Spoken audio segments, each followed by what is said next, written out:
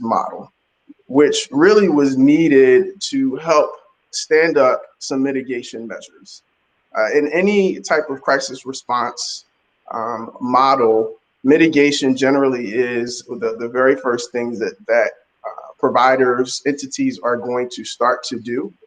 And that's what a lot of the providers in the coordinated entry system really forced themselves to look at ways that we can mitigate exposure for the current individuals in the homeless service systems that are living in shelters, transitional housing programs, and even those individuals that are on the street. That mitigation effort was in collaboration with a lot of our city leaders and county municipalities as well, that looked at ensuring that individuals had access to personal protective equipment, that if you just joined, could you make sure you mute your line for me? Thank you. That they have access to personal protective equipment, that individuals also have the information about where to receive services. It took specifically the city of Atlanta about 2 to 3 weeks to be able to get to a place where all individuals in our homeless service systems, specifically the shelters, are being tested and have been tested. All staff that are working at these facilities have been tested and are being tested. And also creating a space where people can self-isolate. There was quite the issue within the shelter system that did not have the bandwidth to create spaces where individuals could actually self-isolate. So through those mitigation efforts created to address this emergency response, we've made a lot of headway on ensuring that individuals that are showing symptoms are able to self-isolate through being transitioned to a isolation hotel, which has been stood up here specifically in the metro area. Through the mitigation process, we are now, I think, more in we move towards a preparedness model where we ensure that the organizations that would continue to provide services had the infrastructure to continue to be prepared for the inflow of individuals that were coming into their program. The COCs across, I think, the nation have adjusted priorities within programs to push funding specifically to organizations that are on the front line, that are providing food assistance, that need additional staffing needs, that have been financially affected by this particular situation.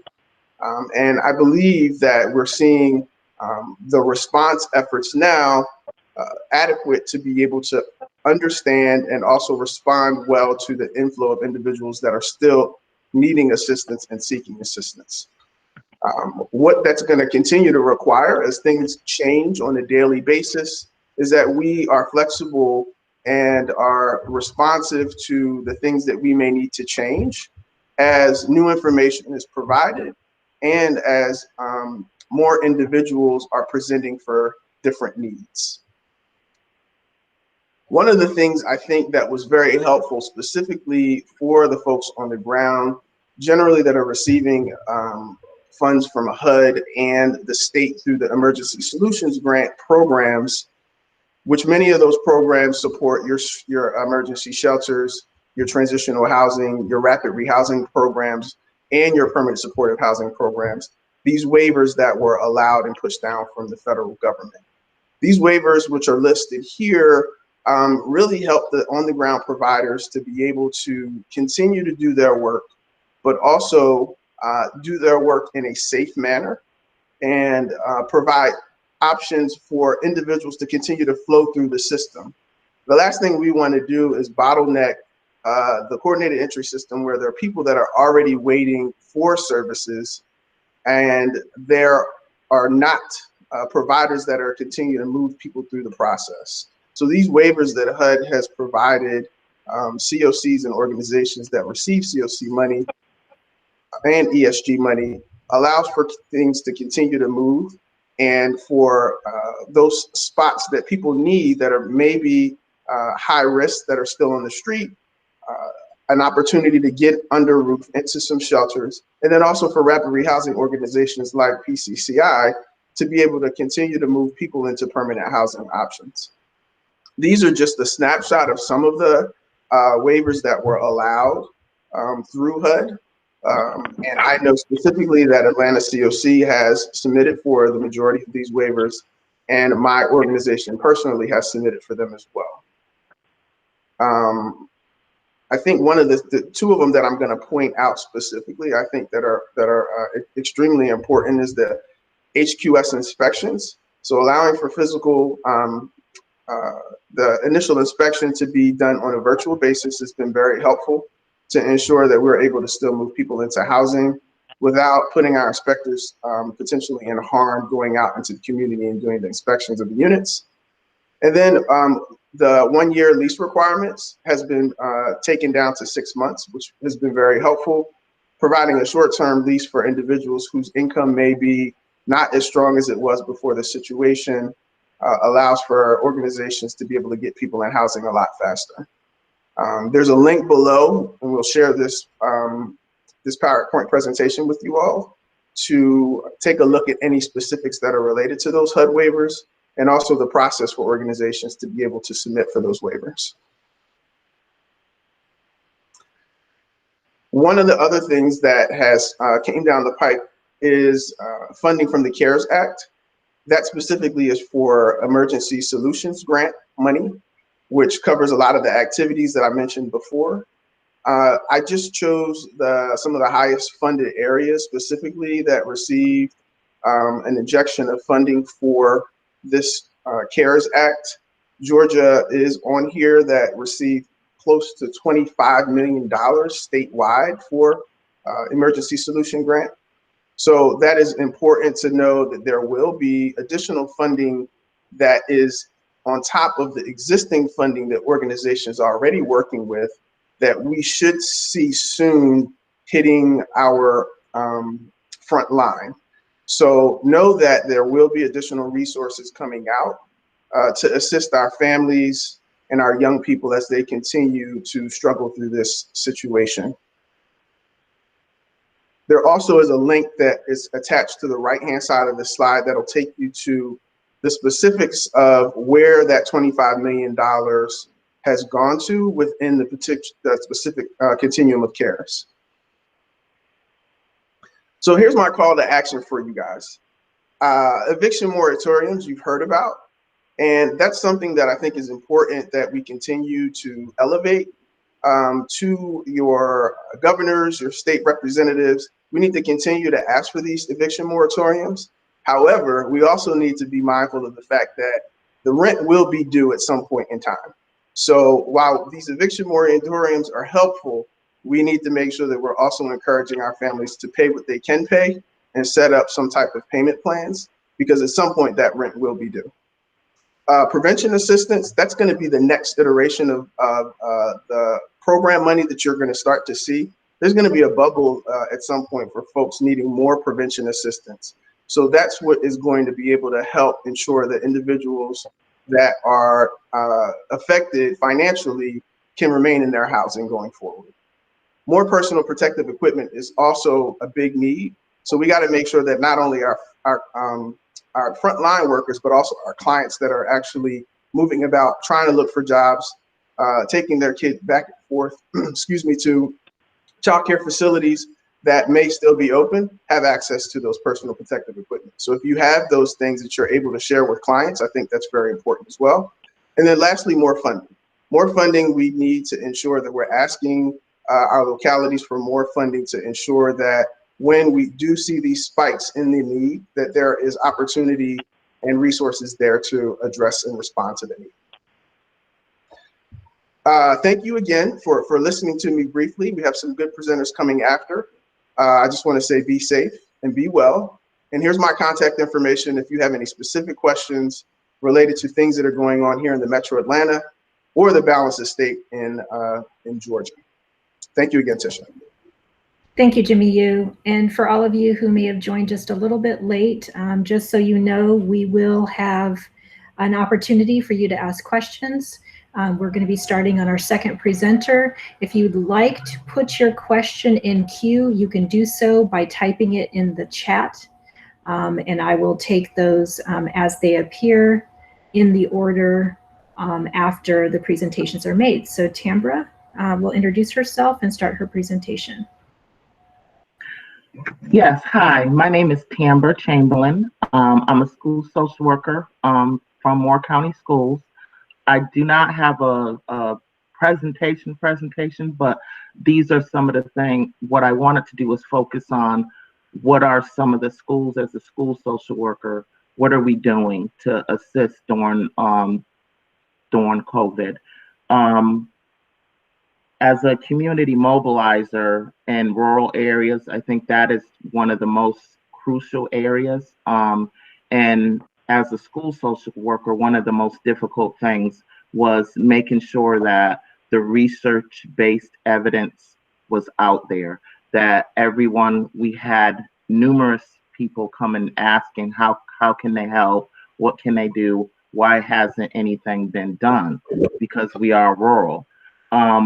What I had looked at doing was going ahead and joining some of the webinars and listening and finding out and researching what is best for your rural area. Up until last week, we didn't even, our local Food Lions didn't even have a plan as far as how many people can go into the stores and how many people can come out. We're seeing more and more of that now. Our school system was very, very quick on not just closing down the schools, but providing food.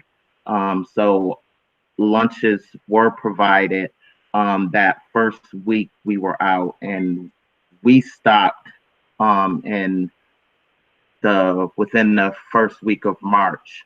And then by the second week we were closed. And by that second week, that first Monday, there were 3 schools that were actually serving lunches for youth that were, so they would not miss meals. Another thing that our county did was assure that each kid from 6th through 12th grade, they were already receiving Chromebooks. We are a Chromebook county, so every youth has a Chromebook. I know in a lot of rural areas that is not the case, but we are fortunate enough in Moore County to North Carolina to have Chromebooks in each room for each student. So one of the problem areas were hotspots, because some of the kids in the rural areas did not have access to Wi-Fi. They only had access at the schools. So what our student service administration did along with our county was provide with social distance and still on the, they had to stay in their cars, but there is Wi-Fi accessibility at some of the schools in our area. So that could be an ideal if there is connectivity issues that are happening, that you can actually, one thing that was creative and out of the box was providing assistance so the youth can come on campus in their car and be able to access the internet. Still, it's not a perfect ideal. There was a suggestion for buses to be, to have, and I thought this was an awesome idea, have buses go to the more impoverished areas and they are equipped with Wi-Fi, leave the buses there, so then those youth that cannot get to the schools, they have Wi-Fi capabilities.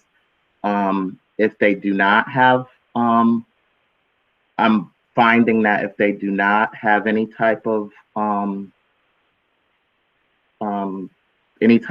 able to get on any type of Wi-Fi or have any type of technology, that's a huge issue, especially for our rural areas. And what we're looking at now as educators and helping those homeless youth and those that are at risk is assuring that through providing hotspots or if possible, extra assistance to make sure that they are able to connect. There are a lot. I work at the high school level as a school social worker, so we are providing for our unaccompanied youth. We are providing cash assistance through a nonprofit. Where a lot of community stakeholders have came to assist, and I do have several links that will follow the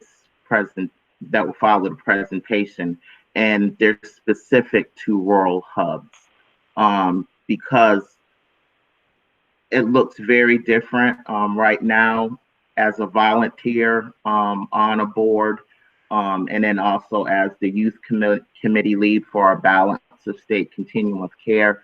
It is very difficult to, up until the other day, we just started having conversations about providing hotels for the homeless. So it is necessary for social workers or school social workers or community change agents, whoever they may be, to call your county commissioner and say that, and let them know. In North Carolina, the FEMA funding came down about 2 weeks ago. Some people still have not heard about the FEMA funding. Now, this is for North Carolina. So drafting an email or just having in rural areas, you actually can call, and you do get a response pretty quickly. And then finding out from your local Balance of State Continuum of Care who would be the best person or the best place to contact so that you can get those services for your area. Ours happen to be our local health department. So collaborating with the local health department and the local county commissioner, hopefully to provide some of these services that larger areas already have in place, but we do not. So and we see probably within the coming weeks that yes, there may be an issue with providing vouchers for homeless people. Our local hotels are not, they are evicting homeless families and youth that are staying there if they don't have upfront money. So our private nonprofits are helping to keep those youth stable by providing cash assistance or making sure they stay stable by providing rent assistance. Again, this is all done through churches and private foundations. And if anyone has questions on that, I will definitely give you more information about how to specifically mobilize your community. I have a presentation on that, but I wanted to mainly make sure that I address the questions. For now, that's all I have. And I look forward to any questions that you may have about rural homelessness and working through some out-of-the-box strategies. When you're working in rural communities, you know you have to do that. And sometimes you are the only person or a team of people that you are that mobilization and that change agent. So thank you. And if you have any questions, we'll get to them after Crystal. Thank you very much, Tambra. I do note that there is one question in queue. Again, a reminder for everyone participating, you're more than welcome to put your questions in queue through chat, and we'll get to as many questions as we can. We will do follow-up resources and links following this. This is also being recorded, and that link will be provided for you. There is a special COVID-19 resource available on our website, and I will be updating it this weekend to make sure that everything that has been sent out, 3 updates have been sent out, that everything on those updates is on the webpage. as well as everything we discuss here today. Okay, Crystal? And again, a reminder, Command D or Control D will mute and unmute your computer. *6 will mute or unmute your telephone. Hi, everybody. My name is Crystal Horn.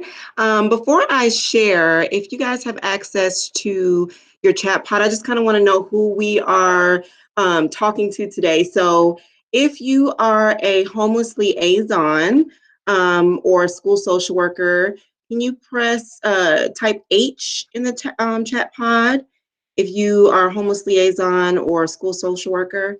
Hey, Jackie, Kevin, Taylor. Oh, we got a lot of homeless liaisons. Awesome. Great. If you are not a homeless liaison, but you are an educator, you type E for educator. Oh, we got a lot of homeless liaisons. That's awesome. If you're an educator, if you're in education in some other capacity, type E.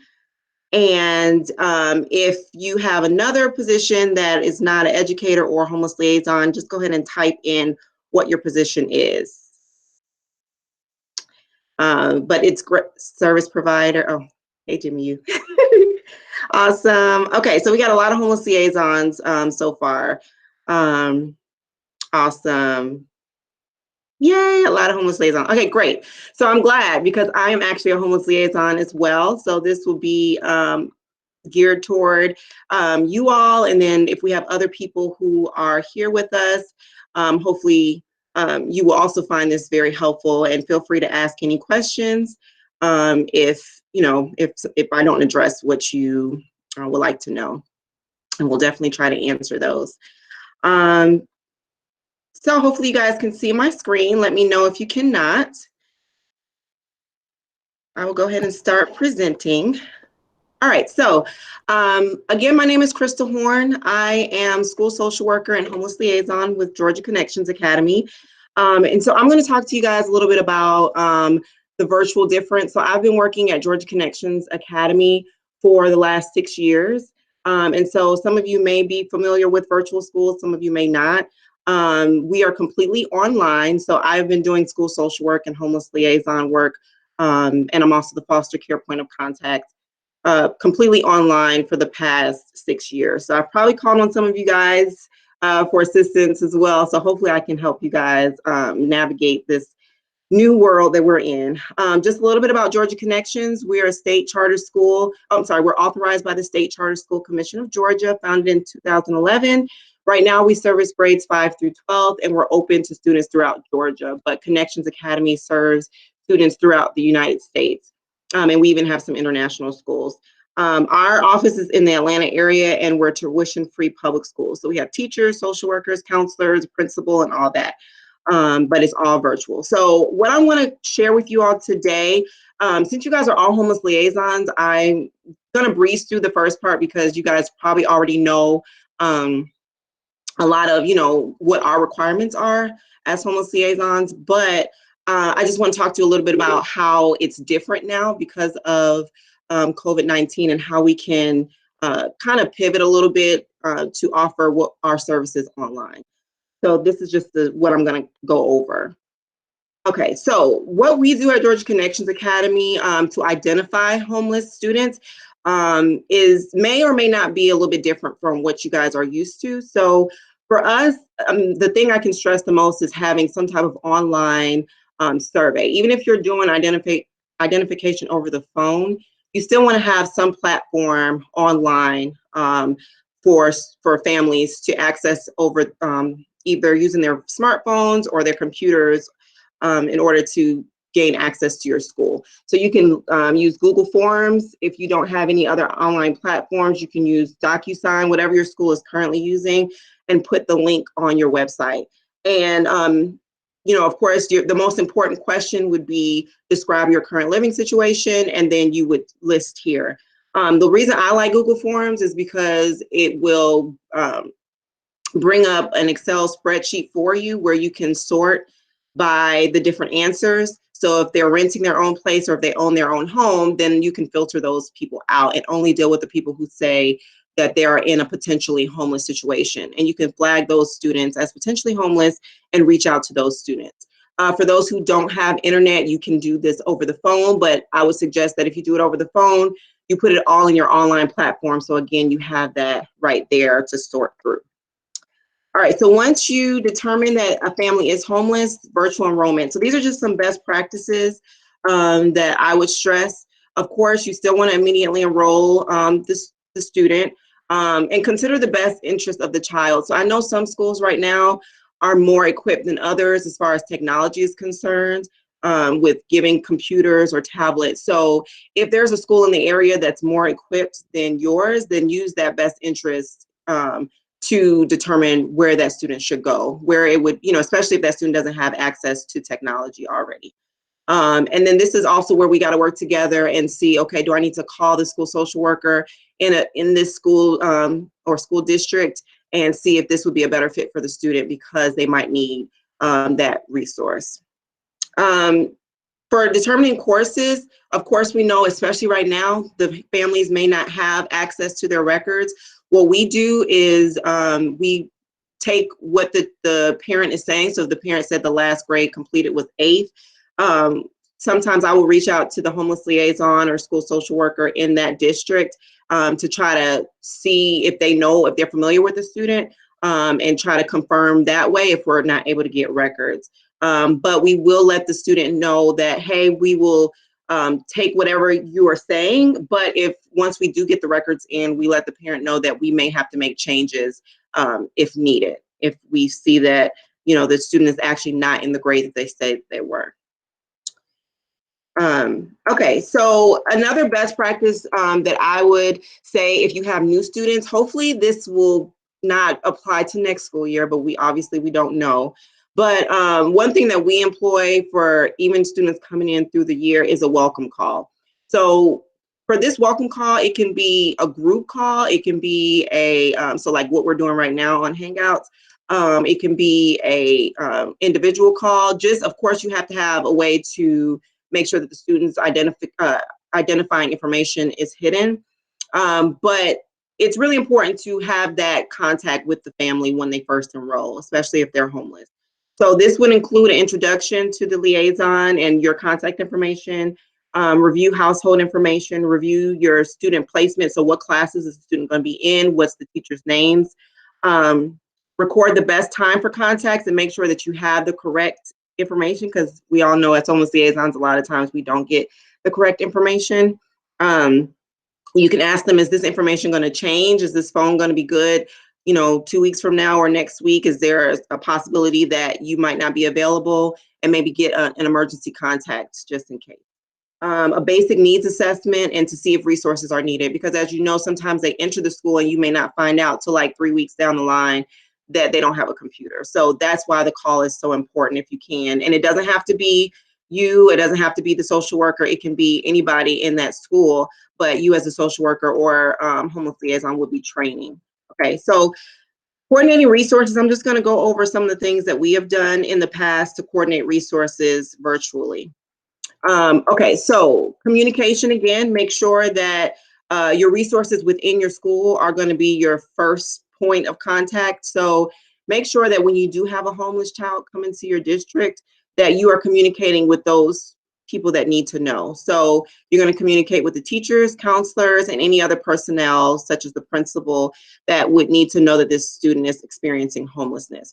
If you have this in a spreadsheet or in a Google Drive, then you don't necessarily have to call or let them know with each student. You can have everybody on a shared document to know where that student is. The second thing is, of course, technology. Some children may need laptops. Here in Georgia, we're having a lot of our homeless liaisons reach out to their DOE point of contacts to see if they can use some of the funds that they were using for transportation for technology assistance. Online resources. So I'm going to share with you some of the things that we've used in the past, and I'll give you some examples. Also, after this, we'll send out some links for you guys, okay? So wish lists have been really helpful for me. Each year we do a wish list around the holiday time. We use Amazon, but you can use Target, Baby List, any like Walmart, any place that has a wish list. I like Amazon, and I'll show you an example of the Amazon wish list because you can hide the addresses. Right now in this climate, a lot of people want to help. So of course we have a lot of students who are in dire need, but then we have some families who are faring better than others and they want to help. So a wish list is a way that you can get those needs from the families that need it, put it on the wish list, hide the contact information and share it out to everybody, the wish list, and then they can sign up for a student and they could purchase the items that are needed and it would go directly to their homes without them having to know the student's personal information. Another resource, of course, webcam, and all these now Google Hangouts, Zoom, and GoToMeeting, all that stuff is coming out now. So, more important now than it was before. So make sure you're utilizing that with families as well. Virtual signatures, if you need things signed for example, for your forms for determining homelessness. Online platforms for asking questions and making appointments. So one free resource that we have used in the past is You Can Book Me. Right now, I know y'all are probably getting an influx of calls. So again, with communication, put on your website, put on your voicemail that, if they need to get in contact with you and you're getting an influx of calls, they can use a booking website. So You Can Book Me is completely free. It connects with your Outlook or your Google Calendar, and you can set the times on there where you can do appointments. So if they call your voicemail, you say, hey, if you need to speak with the homeless liaison, please visit this website. They'll make an appointment with you and you can call them at that specific time. Robocalls and auto announcements. At Georgia Connections, we use a website called Parent Square, where all of our students are on there. And we can send out mass announcements to the families. It goes to their phone, to their email. And we also can use do robocalls through Parent Square, so we can send out mass information that way. I'll give you guys a link to the resource document that we sent out, and we put that on Parent Square, so families were able to get to that resource document all at the same time right away. And then district-specific resource lists. Again, you can share that mass out, and I have a resource list that I can give you guys. But you can add your district specific, because a lot of times we have stuff, but the families might not know about them. All right, and remember that you want to protect student information and never put any personal information in a text or in an email. Okay, so this is the example of the wish list that I was talking about. So I did this in Drive in Excel, and so what I did was I just put the age of the child. I put what the item was that they needed. Of course, this was surrounded around holiday time. So, but some of the stuff, like for general home at the bottom, you can see I put hygiene items, and jackets, things like that. So the staff signed up for them. And then when they clicked on the wish list link, it would take them to that item and they could purchase it. And then it got delivered to the family. This is a resource template that I'll share with you guys after this meeting. So this is my information in the resource template, and it's specific to Georgia. So if you're in Georgia, you can literally keep it the same, and just the template will have a spot for your picture and your contact information. So you would switch out, put your stuff in there, and then all those links are taken to food, transportation, internet, housing, COVID-19 updates, tips for parents that are specific to COVID, and then counseling and suicide prevention resources that are specific to COVID. That master list of resources in Georgia, again, if you're in a different state, you can switch that out for yours, but those are specific to COVID-19 resources, so they might not be available after this is over. But we all know resource lists, there's a ton of stuff online, but this is only specific. So I think it's like 30 resources on there that are specific to COVID-19. Food options, funding options, and you can add on there as well so that we can all have access to it. And then just remember, a last note for training, please make sure that you're training your staff, all of us homeless liaisons. If you have not already, set up a training for all of your teachers and all of your staff in your school to explain everything that you're going over today, and even all the webinars that you've done.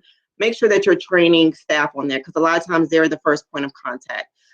You can literally take this recording and send it to your staff if you want to, or any of the other webinars. You can do a short PDF, a short video, make sure that you're training them. And then I have a link here for other resources from Connections Academy that you can send out for training as well. Thank you so much. This is my contact information if you guys have additional questions. And thank you so much, Tisha, for having me. Thank you, Crystal. Thank you so much. We will be providing the resources as stated after this. We do have about 15 minutes for questions. The first question in queue was about meal delivery. And I think Tambra is a perfect person for that question. And then also Jimmy, you and Crystal, if you have additional information. But I know that McKinney-Vento transportation dollars weren't being utilized for meal delivery. So there have been some public-private partnerships and other nonprofit partnerships. Tambra? Yeah, what we did in our area, and again, it is rural, we set up different spots through the Boys and Girls Club of America, and they have the No Kids Hungry program. So they were able to access food there. Now, if they had a transportation issue, they would come there and get the meal and then leave. But if there was a transportation issue, they can go on the Boys and Girls Club website and put in where they needed the food delivered to, and someone would deliver food to them. There was also, this is a little bit outside of the school setting, but for our elderly, our local Meals for Wheels was shut down because it was coming out of a retirement village. So what they had to do was the Meals on Wheels program decided to, through different restaurants, they were able to get funding, and the Meals for Wheels was funded that way for our elderly in our community. So that was one way, and that was done at the school system level. So our school system has 23 schools. So out of the 23 schools, at the first week, there was only 3 schools that provided the lunch. And so the kids, there weren't deliveries at that time. The second week, that's when buses were used. So buses were bused to different rural areas along the bus stop. And our cafeteria staff were able to pass out the lunches and the meals. And again, this is in a they're rural areas, so it was a little bit easier because as soon as the kids saw the buses and the bus stops, they would be there and the families would be there. Thank you, Tambra. Also, for those of you who are outside of North Carolina, Tambra is located in North Carolina. Boys and Girls Clubs did receive a large grant from the Coca-Cola Foundation, so they're actually doing this nationwide. So if you can locate your local Boys and Girls Club and contact them, they will be providing service delivery, and they do have a text number to call as well. We sent it out in one of the resource newsletters, but I'll make sure that that's up on the website this weekend, and we'll shoot that out to you. Any other questions? How do you help those who may be losing their housing during this time? Jimmy, would you like to? Sure. So again, there is the prevention funds that are going to be coming down through the ESG Emergency Solutions Grant programs. In my slides, there'll be a link to those organizations and those municipalities across the country that have received those funds. I'm really doing a big push here locally for prevention to be stood up sooner than later, as we know that individuals' rent payments are going to be due, even with these moratoriums for evictions, as well as the moratoriums for electric bills, utilities as well. So that's the next phase, I think, of the emergency response, is to push more funding and priority into homeless prevention. So what I think is going to translate into is that you all who are working with our students and families in the school system that generally would not be eligible for your traditional rapid rehousing funds, you're going to see a lot more opportunity to make those referrals now, because prevention does not have those same parameters when it comes to the HUD definition of homelessness and the ED definition of homelessness. So keep your eye on that. And again, you have my email address. If you're in areas that you just can't figure out who has the money, I'm willing to help you guys navigate that and find where the money is at. Thank you, Jimmy Yu. Additional questions? You can just go ahead and type your question in the chat box, and we'll take it as the questions come in. Again, following this webinar, you will be provided with the resources, the PowerPoint presentations, and also a link to the webinar if you'd like to share it with anyone else or review any of the information that was discussed through a recorded link. And also, please note that we have 3 other webinars coming up with different parts of the country. If you're interested in how other parts of the country are responding to this crisis and maybe gain some ideas for your region, there are still some openings in those regions. Also, please note, I don't know if any of you caught the Facebook Live session with one of our board members yesterday, but in addition to being a foster and homeless liaison, she's also a yoga instructor. So she provided some self-care over on Facebook Live, and she's going to be available at 3 p.m. Eastern Time on our Facebook page today as well. Which was an amazing experience and some time for yourself, as I know you all are dealing with a situation you've never dealt with before, and you need to take care of yourself also. Any other questions in queue? I don't see any other questions. I did have one question. I'm sorry, I was trying to type. For Jimmy Yu and Tambra, you guys, Jimmy, you mentioned the hotel assistance for the Metro Atlanta area, I believe, for those homeless individuals experiencing symptoms. Do you know what they're doing in the rural areas? Not that was something specifically for the Metro because of the large amount of people that push through that area. I have not heard about any hotels for individuals for symptoms in the balance of state. However, I know that in conjunction with United Way and the Community Foundation of Atlanta, there's been a number of organizations that have received funding to support these efforts. I can share that link with you because I believe that many of them are outside of the Metro. Since the Metro's been getting so much attention, this Community Foundation and United Way money has been going to organizations that are generally outside of the city. So there's money out there. I think that we just need to make sure we're connecting you all with those organizations that are getting those funds. And that was one of the problem areas in our rural area that I was finding was it is a reimbursement money. So the private foundations would have to put up the money and they would be reimbursed. My local nonprofit that I'm on the board for, we have less than 25 to 30,000. So if we're helping youth, specifically 18 to 24, stay stable or with housing, in hopes to get reimbursed for that.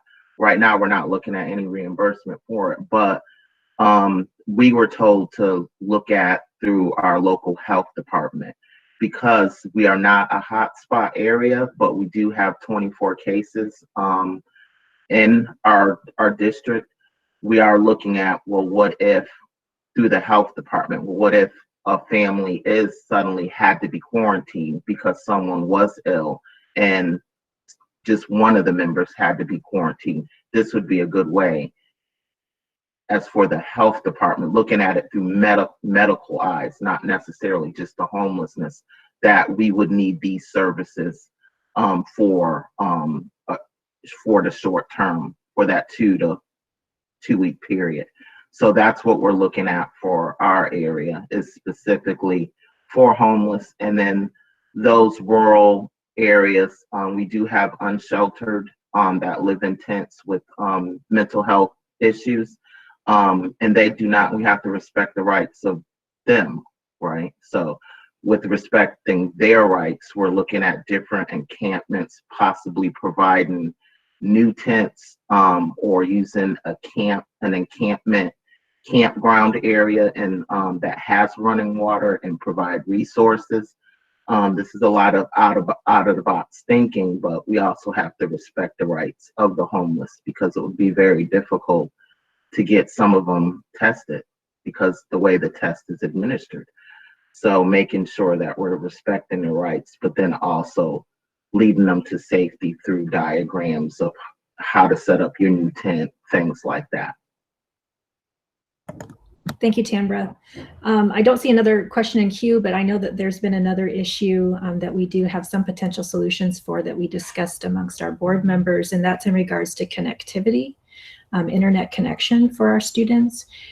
There are some examples, and I know Austin, Texas is one of them, where buses do have internet on them, and they're moving the buses into areas so that students can access internet using the bus connection.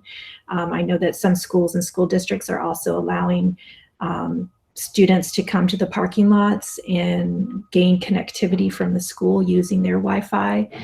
Some libraries are also utilizing Wi-Fi, utilizing the Wi-Fi connectivity from the library in the parking lot, even though the libraries are closed as well. So those are some additional issues that I know that people around the country have been responding to. And I do think we have time for one more question, if there's any question, or if Jimmy, you, Crystal, or Tambra, if you can think of another issue that's something that you all have been having to tackle that you could assist our participants with.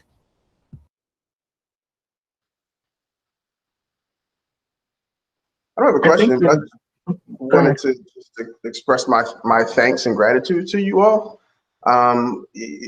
Obviously, I have been and continue to be the sole service provider that's always been a part of NACCE over the years. And I have learned so much from the individuals that are on the front line at our school systems, our homeless liaisons, our school social workers. And I know, just hearing from the NACCE board members that are also in those same roles, that this is difficult for you all, not having access to your young people in person, and trying to figure out how to find them and make sure that they're connected to the right resources. So I just want to humbly send my appreciation and my thanks to you guys thinking outside of the box, or creating the box and coming up with viable solutions that continue to ensure that they have access to equal education and equitable education opportunities. So thank you.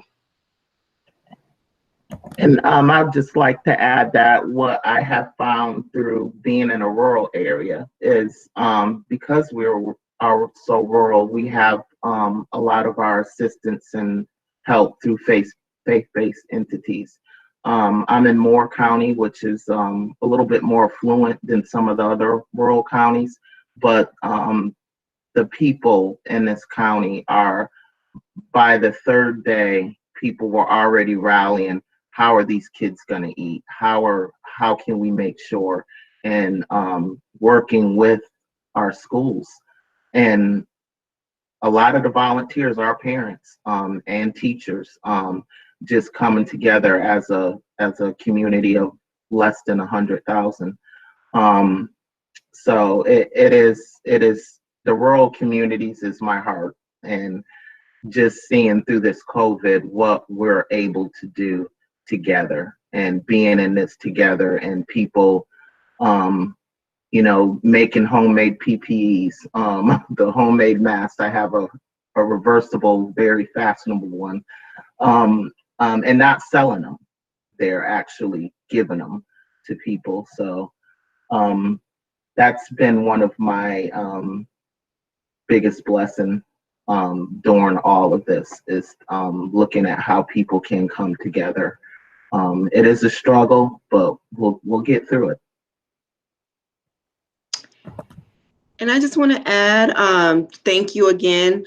Also, we got that information this morning about focusing on compassion over compliance. And I think that's all we're, doing right now by being here.